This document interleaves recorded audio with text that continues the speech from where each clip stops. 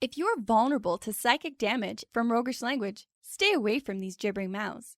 But if you intend on listening to this podcast about enriching your fantastical group hallucinations, you're too far gone already.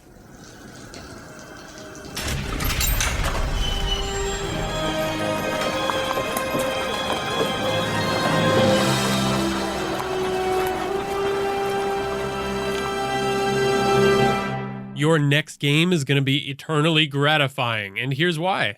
In this episode, we're going to find some answers to how do you make a cleric, warlock, or other vaguely religious figure with some real meat? And what religious details do you add to your role-playing, and which are just fluff? And what interesting religious offshoots from real life can inspire us? Welcome to the Hook&Chance podcast. I'm Travis. And I'm his brother Jordan. So we've made some real duds of characters when it comes to Cards on the table. having a connection with some kind of a higher power in games. Yeah, this one has been challenging for me in the past, just because when you're trying to roll up a cleric or something like that, I mean, you typically rely on tropes. And I think there's a really fine line to walk between like tropey and relatable because, you know, like we've talked about in the past on this podcast, tropes aren't necessarily bad. Tropes are a really great way to start from a jumping off point that people are familiar with. But then you have to do something a little bit different with it. So there's that fine line between tropey and original and unique and interesting, trying to expose that very fine sliver of wiggle room, like where you really want to land. That can be really challenging. Yeah, because I'm pretty sure I've done things like in my cleric's biggest moment where they need to pull upon their deeper powers and they get on their knees and put their hands together. Well, okay. Yeah, that's not a fantasy D&D thing to do. Yeah, because when you're not pre-planning this kind of stuff, then in the moment you go, "Oh, this would be really good. What am I going to do? Well, I'll just pull upon this real life kind of thing." Yeah. And then all of a sudden it's kind of hackneyed and old and or at the very worst, it's vaguely offensive. Yeah, for sure. So putting a lot of planning into your characters is going to pay off in the long run, no matter what. Because if you're going to attempt to play some kind of religious character, there's a lot of extra stuff that goes into that character planning that is just going to make that character so much more meaty. And keep in mind, don't be intimidated because we try our best not to go too deep into character planning because it's such a massive hole to fall into. So we want to talk about the essentials that you need to roleplay a religious character really well. Yeah, those key details, because ultimately what we all want, and I'm sure what you want, is you want to make a character that inspires awe at the table, that other players at the table just go, "Wow, that was so good and cool and brilliant." And they start to get curious when you let those little things slip out that you've planned and the details of your religion, and they're saying, "Wow, this is much more interesting than I thought it would be." And that only happens when some kind of religion has been deeply internalized and thought through. And so not doing this raises a multitude of issues. We definitely don't like spending days reading lore about fantasy religions because no other player at the table will have done the same thing. Whoever has is excluding everybody else. You're basically demanding that you spend 30 hours learning the lore of this land or you'll have no idea what's going on. I have rolled up to tables that DMs have demanded that I read this like world background. And that's kind of cool for like light reading, but there's a line. Here's a little bit of background on the world that you might be playing in, and here's a 34-page document that you must not only read, but build your character off of and internalize and be able to bring it up at a moment's notice. Yeah, I want instant recall because you should have known about the War of 1318 in my fantasy world. Yeah, when I reference it in the game, and that's really challenging. We want you to be method acting. Never break character, even when you're not playing D&D anymore.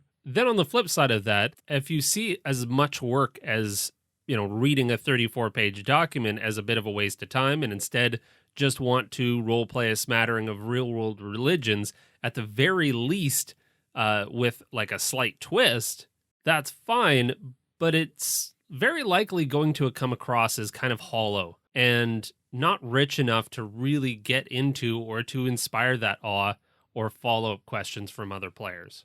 And then, of course, you can do like I like to do and make up your own on the spot. But that often doesn't have any depth whatsoever to it. And it's just a bunch of weird ideas. Well, you're putting a lot of faith in your ability to come up with great ideas on the spot. I mean, I don't know about you, but I like to go in with a little bit of prep. Yeah. That kind of leads us to our final, and the whole point of this episode is really building your own. And it doesn't have to be an overwhelming exercise. We have some really simple steps, and you can use those to inform your character, their decisions, their behaviors, their mannerisms, a lot of different little details that you can actually pepper into role-playing rather than saying, I've done a lot of thinking. Here's a 34-page document. Hey, I haven't done any thinking. Let's see what I come up with on the spot. It's really well thought out, role-playing focused details that can come out in the game naturally. And when you do it this way, you can flex those creative muscles based on this, not based on whatever real religion you're most familiar with. Yeah.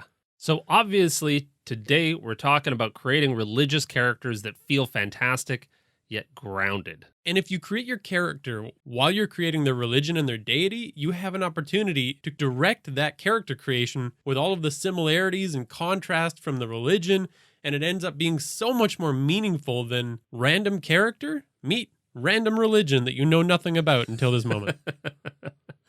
Yeah, totally. Let's hop into Kinship Camp and do some character building. This is Kinship Camp, where rich histories and diverse quirks are explored between weary adventurers around the safety of the fire. In our last episode, Create Gods and Religions with Ease, we covered the steps of creating your deity and your religion. Just as a quick recap for that before we get into this episode, you've got your deity, which you create like a super quick and simple backstory for it. Just hit some main beats. You've got traits, which we usually suggest 2 positive, 1 neutral, 2 negative, creates a fleshed out character. And this basically makes your deity kind of an NPC with their own goals, which is the next step, is what does that deity kind of want in the world? What do they care about? Do they want to burn the world in fire, or do they just kind of want to be left alone? What's that deity's actual personal goal? Then the religion, which has values. This takes from our culture builder, and the values really dictate what values does the religion hold in its highest regard, and which values is it willing to sacrifice to uphold those original values. And these are really the things that set the morality for the followers. Then you've got the goal of the religion, which is different from the deity's goal in the sense that, like, what are these people following the religion for? Are they getting enlightenment? Are they going to a better place when they die? Are they reincarnating? Have they been given any instruction or direction from their actual deity or god? Or did they make up their own goal? Is it a nefarious goal? Is it a good goal? Is it just to help people? What is going on with that actual religion? Then the path, which is how do they follow their god and their religion? Do they pray? Do they give acts of service to others? Do they have huge rituals that they need to follow? Big freaky sacrifices on pyramids. Then something really important to give this whole thing purpose is creating some allies and opposition, which give the contrast of the story and conflict and all of that good juicy stuff. So that's how you make a deity or religion. And if you want more details on that, like Jordan said, you can go back to that previous episode. So what we're going to do in this segment is Jordan and I are both going to make some deeply religious characters based on a god. Before we can do that, before we can build our characters, we need to have some understanding of the god that we're going to build. And their religions. So here, let's start with Umberly. So the character that I wanted to try to make richer, Jordan said, we've made a lot of duds. And so I already had this character, but I wanted to kind of reinvent him and make him a little bit more meaty. So I went back to his original god, Umberlee. Which is a god from D&D's Forgotten Realms pantheon. Yeah. Jordan and I rarely run things out of the book. So having just flipped through some pages quite some years ago and coming across Umberlee and making a sailor, basically, it was an obvious fit. So Umberlee is in the Forgotten Realms pantheon, kind of just a run-of-the-mill elemental goddess. You know, she runs the oceans, basically. She's the CEO of the oceans. I took this god and I basically made it my own. We can start with a backstory. In that backstory, I mean, it doesn't really matter for this character, to be honest. I don't really give a shit what the backstory is. I want to make a character that's faithful to her. You're okay with that god of the sea trope to begin with. Again, tropes ain't all bad. Yeah. So if you really care, in 1358 DR, during the time of troubles, Umberlee manifested herself in the Sea of Fallen Stars. Who really cares? So that's the Forgotten Realm backstory. The next step is to build some traits. This is where it actually matters. Umberlee isn't directly given traits. In the books, she's kind of described as very petty and evil and wants to like smash stuff with waves, and that really just feels boring to me. So this is where we diverge, and this is your Umberlee from this point forward, basically. Basically, yeah.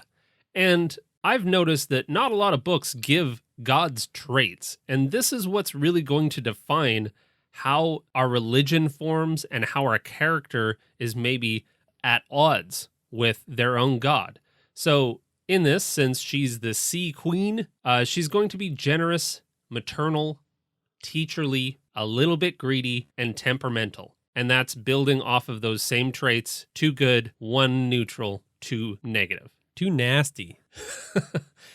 And her goal, I mean, we don't have to put a ton of effort into this. I'm going to make her greedy. She's kind of about self-gratification, and she's one of those gods that doesn't really give a shit what you do. Okay. She's just running the oceans. She's not into mortal affairs so Not much. really. Yeah. All right. You do you. So the religion that I ended up making is Umberlee's Children. Appropriate. If I'm going to give her kind of a maternal bent, this religion is pretty neutral. Yeah. Its values.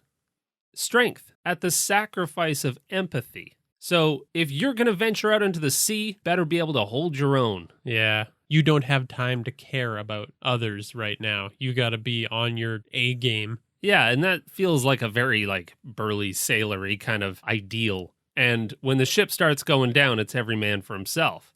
So out the door with empathy. Well, I'd just like to protest and say, I'm sure a lot of ships are all about teamwork. But sure. Fine, fair enough. So the next value is humility. So being humble before the oceans at the sacrifice of personal gain. So it is of utmost respect to the oceans. You don't dare enter them without giving something. I can see some stories about people that wanted the personal gain over Yeah. humility, and the sea swallowed them up for sure. There's so many interesting ideas here from people that like overfish, and then all of a sudden there's shipwrecks happening within that fleet, and it's like, well, that was Umberlee kicking the living shit out of you. Yeah. There's a world of confirmation bias to explore here. And then finally, of stewardship of those oceans at the sacrifice of fairness. The ocean isn't always fair. The ocean is extremely temperamental. Umberlee is temperamental. Yeah. Sometimes, if you're not good, she'll just bash you on the rocks. And if you're good, then her bounties are yours. And good means following these values. Yeah. So the goal of this religion is to be good children and be reborn in the waves. And essentially, this is just kind of a reminder for me that the overall religion is going to believe that if you appeal to Umberlee throughout your whole life and you follow the tenets of the religion and you generally just be a good sailor, that when somebody washes ashore after a shipwreck, that's really somebody being reborn. If you die of any kind of causes, maybe you're coming back in a different form. So you've probably naturally got some offshoots of this religion that are just like, swallow us up, Umberlee. Oh yeah, we can get weird with this one. Yeah. And then the rest of the stuff really is not, so the path of this religion is really nothing breaking new ground. It's all pretty run-of-the-mill, but it's going to help me build my character in more depth. So the faith itself, Umberlee is to be appeased. Do not enter her domain without showing the sea mother your love of gold or jewels. And this is actually from the Forgotten Realms lore. You should give an offering. Okay. And that's part of paying your devotion. Offerings of coin, jewels, or in this case, in this religion, a little bit of blood doesn't hurt either. Ooh, a little pinprick. Yeah, well, maybe not. This makes the religion a little bit bloodthirsty. I think that might be kind of interesting to play around with is, Dang. if you can't offer your own money, then you better offer something else. Yikes. Like, you do not enter the oceans. You do not sail on her seas without some kind of giving. Well, a pinprick is all the devotion I'm willing to show. I get woozy at the sight of blood. So I'm also really intrigued by this idea that I can play a character that is like a drunken brawler bruiser who is afraid of nothing and no one. But then when it comes to setting sail on the ocean, he becomes a neurotic, afraid mess. Huh. Like, is truly terrified of Umberlee's powers because maybe he's been through a couple of storms. Petrified of what could happen out there if he doesn't do his duties and pay homage to. So sometimes when he's on the sea, he goes from like loose cannon to like super rigid almost. Or That could be cool. Yeah. Or the other direction. When he feels like somebody has slighted Umberlee, now all of a sudden he's certain that he's going to die. And now he's like a scared child. Oh, yikes. Yeah, that's something he's got to overcome. Yeah. Then finally, just in little details, we could look at this particular religion being very attuned to signs from the sea. Like the little floating islands of flotsam, of just like boards and seaweed and stuff like that. Plastic in our world. Just kind of looking at clouds. Okay, yeah. You're like seeing stuff in the junk, in the sea junk that's just floating, and you kind of see Umberlee, and that's where you're praying. Yeah, if you're out at sea and you see some of that crap floating by, you're all of a sudden going, oh, Umberlee, you've shown yourself to me, like, let's have a chat. What's the message? And finally, with allies and opposition, with this particular religion, I could see there being, like you said, opposition, just some nut jobs who are wanting to like throw themselves into the sea. Or for opposition, really, the Church of Saloon is a group of sailors that maybe saw the sea as, like we discussed, kind of a bounty for their taking. Like, oh, the sea just keeps giving.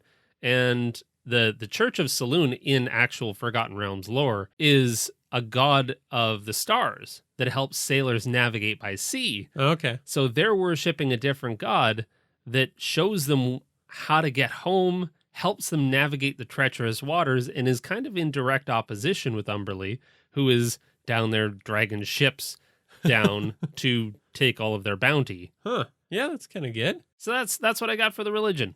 And that brings us to actually creating a character based off of it. So we can use to do this the exact same character planner that you can find on our website. It follows every one of the same beats. And if you're a regular listener of the show, you might be familiar with this, but we're going to show you how it applies to a religious character with a couple of small tweaks.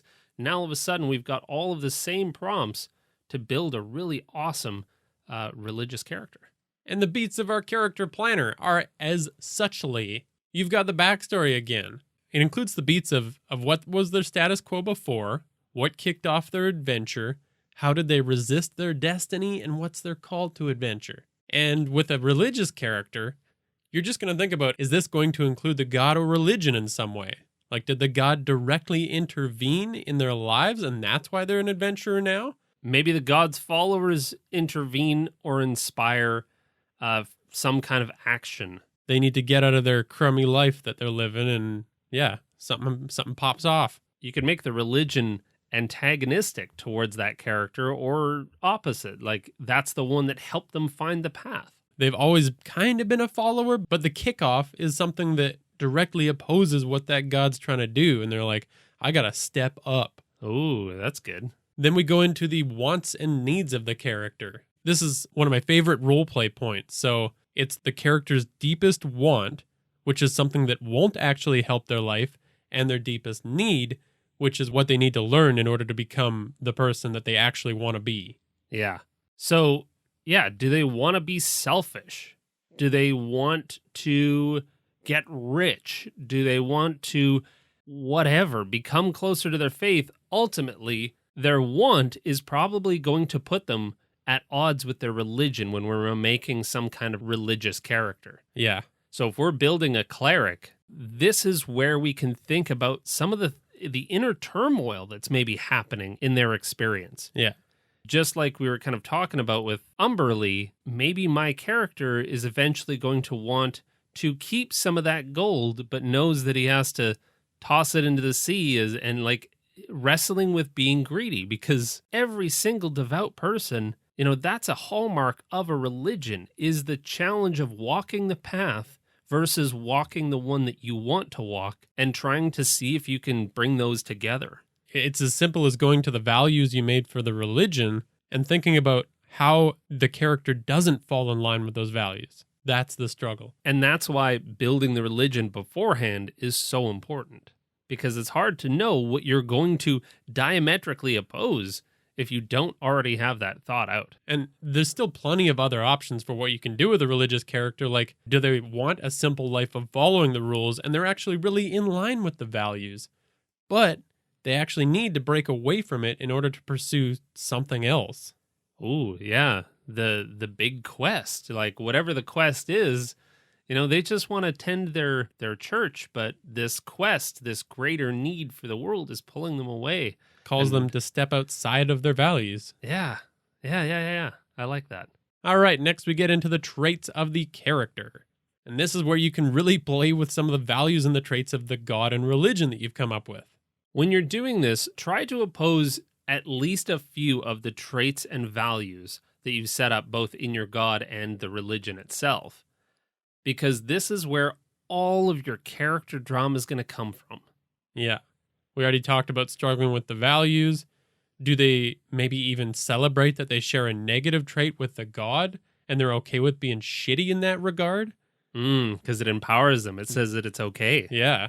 What other traits within the party does maybe this person, this character oppose? Totally. It gives them a filter through which to see the other party members for sure. There's too many options there to even like start talking about how many different ways you can contrast and be in line with your god and religion, but it's really fun to start from here and create some wild ideas.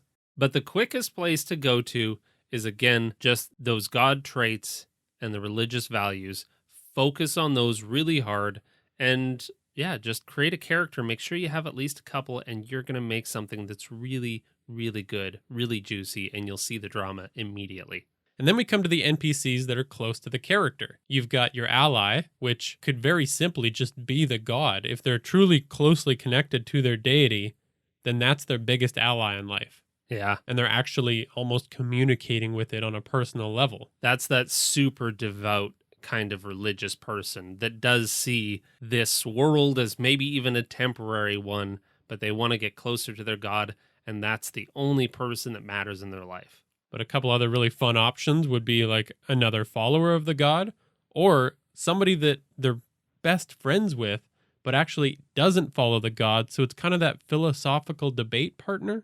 Ah, that could be good. Yeah. Yeah, build one of those into your party. This is a great way to actually see some camaraderie.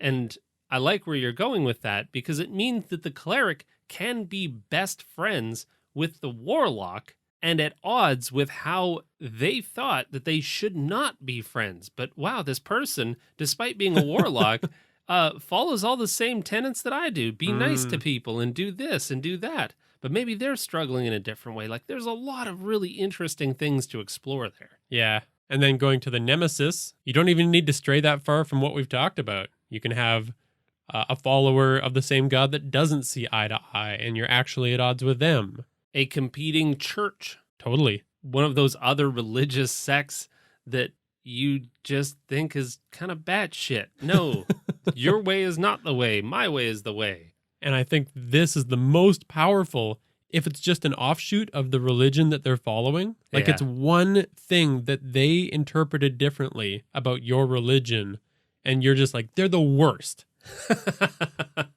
I like that. The creation story that it's like, no, you got this one detail wrong, and therefore we are always enemies. Which is way too close to home. And that leads us to the final little bit, which is the details. So throwing in a couple of those details, like, how do you ask for their blessing? What phrases do you use? I mean, you kind of need one, I feel like, as a cleric. Bless me, oh, see, whatever. And when you have it built, you don't just say bless me, oh, as exactly. like the fallback.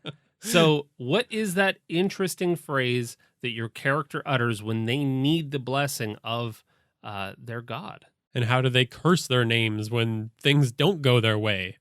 Yeah. Signs of the god's involvement in the world.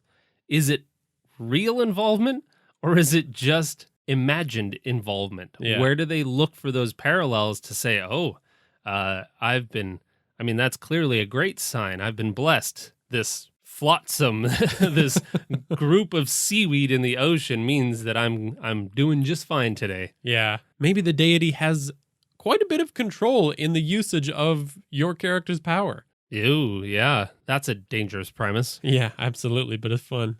No, I don't want to cast that right now. Oh, wow. Like, they're actually puppeteering. I thought, like, maybe they just couldn't cast a certain spell if they hadn't, said their prayers today. Well, that too, but I like the idea of having that one-on-one communication where it's like, no, not okay. I get that. I get that we should do this today, but not right now. Shh, quiet. Like, this is the deity as an imaginary friend, essentially. Yeah, who actually has control, which is terrifying. Yeah. Well, and that brings up a good point. Like, how do they communicate? Is it through runes showing up in sand or dirt? Is it in reading tea leaves? Is it how bloated your feet are today? Ew. Feet are real bloated. Gross. Swelling up righteously. So there's a million different ways that they can communicate. You know, maybe they're playing a game of Scrabble and every day the board says something different. Like, you can get really wild and creative with this kind of stuff. And this is the meaty bits. This is the kind of thing that you describe your player doing just kind of during downtime. Everyone's settling down to camp for the night, and the DM says, what do you do with your downtime? And, the rogue sharpens their daggers, but then your religious figure, whether they be a warlock or a druid or anybody else that has kind of a higher power, well, they're going to go and commune with their god. And what does that look like? And this is a really, really cool role-playing challenge. And we issued this in our last episode, and I'll issue it again in this one. Can you make another player at the table ask an in-game question, an in-character question of your character by describing some interesting things that they're doing? From genuine curiosity. And I'd say that, sure, you can plan out a few of these and it really adds to the roleplay, but a lot of this can come from improv based on everything you now know about your religion and your god and your character. It's going to come so way much easier. Yeah. And then finally, just to get you into character when game time comes, we like to write a little pitch of the character, which is built right into that character creator. And we'll give you a couple examples coming right up as we start with Travis's character, Auric, that follows Umberlee. Okay. So obviously I'm not great with names. Auric the Orc is... Or Rick. Or Rick. Rick? Or Rick. Well, this character, that's actually, I built that into their backstory. Their very simple literal interpretation of their name. So, orphaned and raised by a caretaker of a shrine of Umberlee, Auric then turned his back on the shrine when he met a rich mentor in a bar and tried to live a highfalutin life and be selfish and self-centered. But after a series of bad things happened to him, he clearly says, you know what? I called bullshit on Umberlee for most of my life.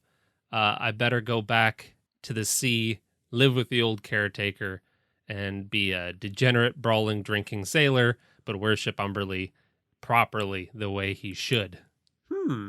Got some conflict going on in his life. Yeah. So his wants and needs. He wants to be a captain, but he needs to learn to embrace being openly empathetic because, again, Umberlee, we're taking from Umberlee's traits and the religious values of strength and serve yourself kind of thing, that greedy, serve yourself, except always give to Umberlee, because, of course, there's a little bit of conflict, too. And be humble. Yeah, be humble. Yeah, so he kind of struggles between wanting to be a captain of his own ship and be rich and awesome, but just, needs to learn to take care of the people around him. Maybe lean away from the religion that he follows. Very good. His traits. He's going to be clever, empathetic, tough, obsessive, and mannerless. And I think I'm going to go with those traits, like the empathetic trait especially, as being one of those only in private kind of things. Oh, yeah. So that he's always kind of conflicted with trying to remain outwardly tough to everyone else's view, but then, really, truly being a bit of a softie inside. When people get really close to him, that comes out a bit. Yeah. His NPCs. I haven't made a name for him yet, but I'm thinking the old caretaker could be a really good one. Shangly Bob. Shangly Bob is now a character.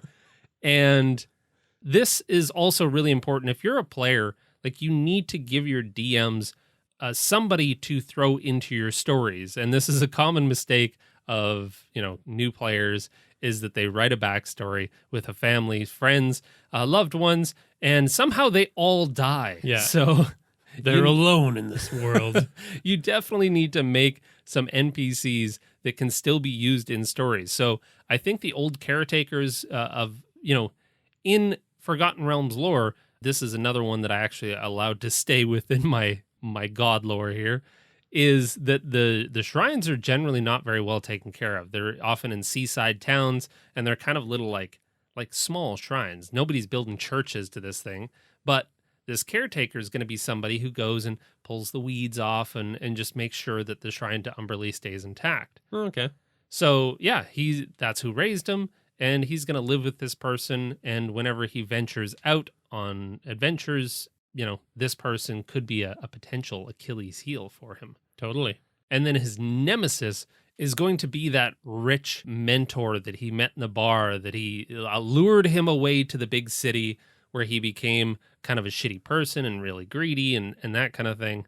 And then at the first sign of trouble, kind of threw him to the wolves. Yeah, I can see that mentor always luring him into the next thing, but it's always from a selfish perspective. It's always like, Auric can help me, so I'm going to trick him, and then I'm going to ditch him. Yeah, exactly. And we all have those friends that are kind of like shitty. And you're like, I always regret getting involved with this person again. Yeah. So then we get to some of the details. And this one, I think we can even workshop a little bit on the spot here.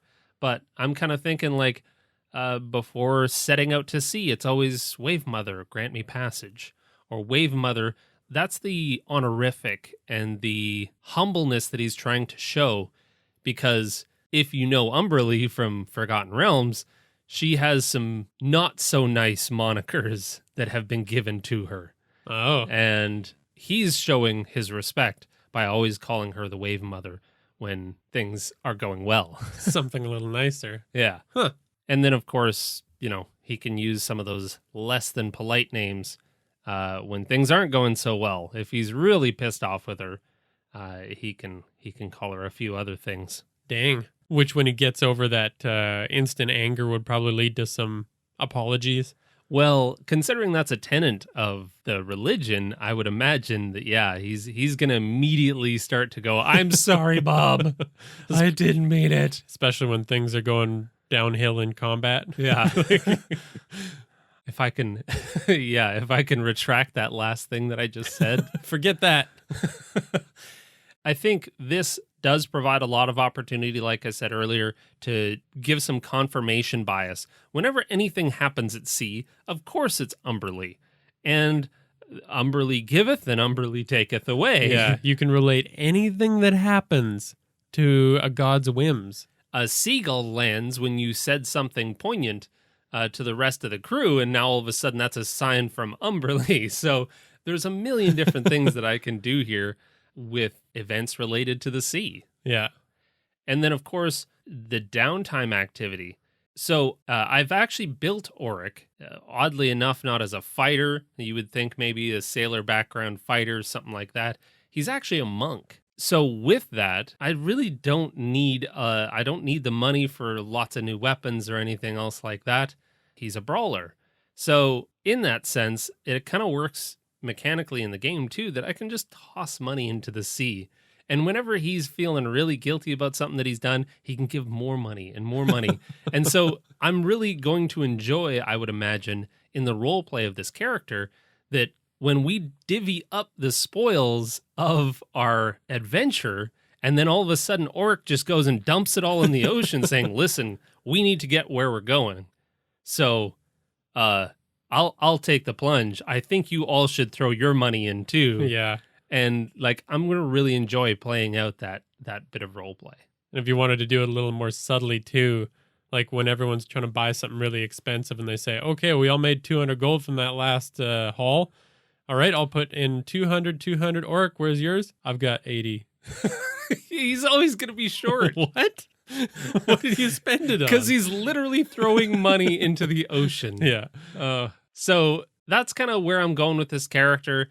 The pitch, if we're going to round it all off, a tough as nail, drinking, fighting orc sailor who had a life of serving drinks and caring for his shrine of Umberly in a small town with his old caretaker friend. But the problem was that he felt like he deserved more, he was a little bit greedy, and he wanted to become captain of his own ship. He befriended a rich, duplicitous aristocrat from Waterdeep, moved away, and became a maritime merchant huckster for their family, ripping off honest seaside folk, which he resisted because he didn't know who he was. He was conflicted. He wasn't honest, and he was greedy, so he walked away from his beliefs, but ultimately committed to returning to the care of the shrine, returning to his roots after he was backstabbed by that family. And that's where we'll pick up our adventure. He'll just be back to a bartender, having that experience that leads to some internal character conflict. All right. Very good. You've got yourself a religious character now that's pretty well rounded. Yeah, I feel way better about him than I ever have before. Yeah. I mean, I liked him before. He was a fun character to play. And I played him, I think, up to like level 5-ish. And so I've had some decent time with his character, but I cannot wait to go back to him with all of these new religious details to really roleplay up. Because if we're being honest, like, fighting, drinking orc sailor is so tired. Like, it's super boring. Like, it's so plain and basic. You got to twist it up a little bit. Yeah, like, admittedly so. And now I feel really good about this character to make him deeply and devoutly religious. Yeah. As well as all of those other kind of tropey things. And he's got a lot to his personal character that separates him from, the typical religious person. Yeah. So you, I think, in fine fashion, I don't know much about what you're about to go into. My favorite part of the podcast. The insanity. So when I haven't gotten approval on it yet. I have not gotten group approval. So you've created your own, and I'm sure it's going to be bizarre, to say the least. Well, so take it away. It's not all that crazy. The first thing I thought of, just to see if I could build from it, was the goal of the god. Okay. And the goal that started all of this was to put a goat in every home. Absolutely. This is exactly where I expected you to go. Never mind. So the deity's name is Monchon. So for the backstory, I've got the domains of the home, goats, and opportunity. Did you randomly roll these? No, not at all. It's all inspired by that goal, baby. And it's a polytheistic religion. Monchon is one of many gods. Okay. So there was a town in the foothills of a great mountain range that struggled with famine and drought year after year. It was always a different problem that they had. So they prayed, hoping that one of the gods would aid them. And after a week of prayer, a portal opened up in the mountainside. Wild. Despite the fact that it was essentially their only resource they had left, they thought that this was some greater power asking for sacrifice. Okay. So they sent the goats through the portal. The portal was really the result of magic gone awry from a town on the direct opposite side of the mountain.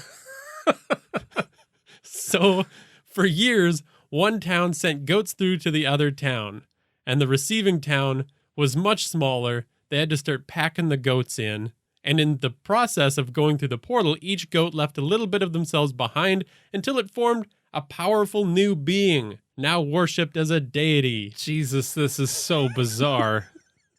This is all over the place. Make sense? Yeah, sure. Somehow? Totally. The traits of Monchon are friendly, dramatic, hungry, indulgent, and stubborn. So we got the 2 positive, 2 negative, Okay. neutral of hungry. As one is neutrally hungry. Again, that goal, put a goat in every home. Then we move on to the religion, which has the values of spontaneity at the sacrifice of tradition. So they don't really have strong traditions, but they do encourage you to do. Let Monchon move through you whenever it strikes. Yeah. Okay. Do the weird shit you're inspired to do. You've got courage at the sacrifice of the value of comfort. Okay. So I'm expecting some like intrepid explorers to come out of this. I put this one in just to be a little bit more like a standard adventure-y kind of value. This isn't the most creative one, but it'll always give a reason for them to move on, move forward. And you've got sustainability at the sacrifice of personal ambition. Interesting. Okay. You're trying to provide for everyone rather than, doing your own thing for your own gain. So the path of this religion will be devotion. They'll do whatever they think their deity requires. And the way that their deity sends messages to them is that they'll send bipedal 2-foot-tall goat creatures to deliver messages and guidance. So a little goat creature will run up to the followers, and upon delivery of whatever message they have, these little creatures will pass out from exhaustion and evaporate into a fog. Evaporating messenger goat children. Yeah, so these goats will sprint up to you, say their 1 or 2 word message, and just pass out panting and disappear. Oh my goodness. Okay. Followers usually listen to those. I would. It seems pretty clear what I'm supposed to do. And another path is pretty simple. The followers will often meditate with their goats. The Lord moves in very mysterious but literal ways. So the followers will often travel with as many goats as is reasonable and give them to anyone that they think needs a goat in their lives. I want to know, how do you expect to role play some of this stuff out? Like, I cannot wait to explore your character. And when 2 followers cross paths, sometimes an endless cycle of goat trading can occur. For weeks, they're just stuck in a stalemate of giving each other goats. Yeah, Good don't times. include that in your games. That's terrible. As for allies, I think many cities and townships would openly welcome followers of this religion, as it's essentially a bunch of people coming in and giving out free livestock. And opposition would therefore be farmers and traders. Local farmers who are like, man, I'm running a business. And you're some religious weirdo coming into the town giving everyone goats. Yeah. All right. So then the character that I created for this religion is Dunbarton, whose brief backstory is that their family decided to become dragon cultists, and he just wasn't into it. So he's trying to make his own way in the world. He goes around the market offering to bag people's purchases. With cultist parents, I believe that the indoctrination background was just like granted to this child. So there was no chance that Dumbarton was not going to end up in some weird religion. Fair enough. Just not that one. So one day he was trying to offer bags for a group of goat herders, and one tipped him with a whole goat. I like, again, that we're in a fantasy world where grocery baggers are a necessity. Well, he's the only one. Oh, He's okay. viewed as a weirdo. He's entrepreneurial. He's volunteering at the local market to bag people's stuff. Good times. So this was like a huge tip for him. He was pretty excited, and he was on the fence about what this meant until a little goat showed up and said, whatever adventure hook is needed I see. for the game that he's going to play in. You've just given the DM a gimme. Yeah, exactly. What do you want this little goat to say before it passes out? I'm about to follow it with blind faith. His wants and needs, he wants a comfortable life without needing to do too much, but he needs to realize the most inner comfort he can find is doing good for others. Surprisingly normal and moral. Yeah, like, I think what I like to do is have really weird characters, but still have a meaningful journey to take. Yeah. Like, it's not all bad shit weird. 95% is, but the real core, that last 5%, There's something there. that's got some juice. Get it. His traits are that he's friendly like his deity, he's protective, he's hungry like his deity, he's indulgent, and he's selfish, which aren't great. That kind of goes against the religion, too. Yeah. Yeah. So really, when he's friendly and hungry, he feels connected to the god, but he really struggles with lining up with some of those values he mentioned. He doesn't naturally have courage or spontaneity, and I think what can really be a big character moment for him is when he overcomes his selfishness and gives away his single scraggly goat. Very good. His NPCs. Unless I come up with something better, his ally can easily be his goat, and his nemesis, a goat thief. A wily little goat thief. I like it. Some quick details that I think I'll use is that he gets down on the goat's level, and if the goat headbutts him, it's a blessing. As they are wont to do. He's really blessed. And if he's getting angry at his deity or anybody else, he says, "I hope your guts are dry." Ew. Yeah. And he'll feed his goat stuff and watch intently for feedback and take that as signs from the deity. How he chews it and how he regurgitates it back up into his mouth for a second go around. Gross. And finally, my weirdest detail, he's a paladin, so he's got lots of armor. Okay. Didn't tell you that yet. But he's got a wide, flat helmet that the goat stands on during his meditations. If you couldn't tell, Jordan and I were raised with goats. Yeah, that's true. We're very, very familiar with weird goat behavior. They always want to climb whatever's there. It's bizarre. But anyways, the pitch. The final pitch is Dunbarton had a simple life selling bags in the market, but really wanted some more purpose. He received a goat from a follower of Monchon, and this inspired him to make a difference in the world. Dunbarton nearly kept his safe life, but when he heard about people in need, a goat messenger came and said, whatever, climb ever higher, maybe. He had to go. Also, he was 3 months late on his rent. So he was bailing. He was skipping on rent. Time to go on an adventure. Yeah. That's as good a kickoff point as any. And I started with the dumbest character, but now I'm feeling this dude, and I kind of want to play as him and his goat friend. Funny how that happens. All right. Well, hopefully that helps you flesh out a religious character with something a little bit more to play. Consider all of those things that will eventually come out and inform the way that you play your characters. And on top of that, keep in mind that both stages, the god and religion creation and the character creation, are both based heavily and use the exact same resources that we already have published on our website. So you're looking for the culture creator and the character planner. And both of those resources together are all that we've used in this episode today. And if you want a little bit more inspiration, we're going to go to Grandma B's schoolhouse and talk about some people that have come up with real religious offshoots that are simply wonderful. Right on. Folks come here to Grandma B's schoolhouse to gain knowledge and apply the history of their realm. So the reason I think this is fun to talk about is because religious beliefs can come from many sources, and even major religions can have basically infinite offshoots depending on what avenue people want to go down. When you're trying to come up with those different opposing secondary religions, like there's a million different things, like you said, that can come from one belief or one conflict within that one religion. So the first we're going to talk about comes from a perceived miracle, the second from something that the followers truly just loved personally, and the third from interpreting a legend or a story in a new way. My first tale. On December 2nd, 1991, Ombana lost control of his motorcycle and crashed into a tree. Tragically, he died instantly. Oof, that's my worst fear. But the local police took his bike to the station the next morning, and the whole thing seemed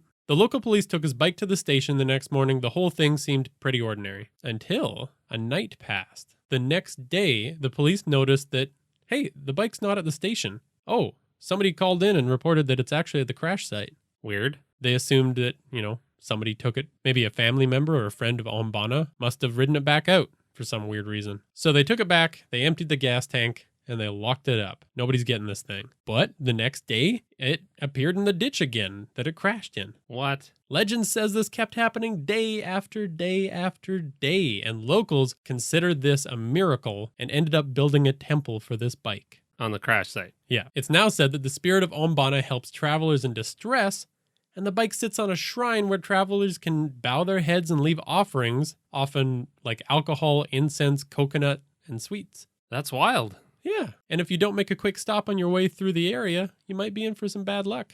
Well, you'll have to give me where this is. As a motorcycle lover myself, I might have to go pay some tribute with some booze. Fair enough. I thought you would like the fact that there's a religion that pays tribute to a 350cc Royal Enfield Bullet. Okay, that's a cool bike.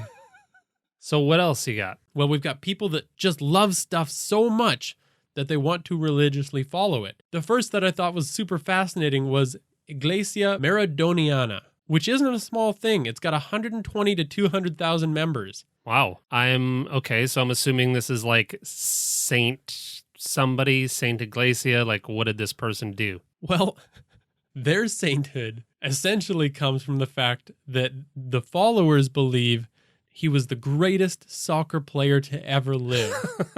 Okay. Soccer player, not saint. Got it. Diego Maradona. And one of the founders of this even went so far as to name his daughters Mara and Dona. Oh, man. How many parents have named their kids after their favorite sports athletes? Which, not just sports athletes. Sports ball players.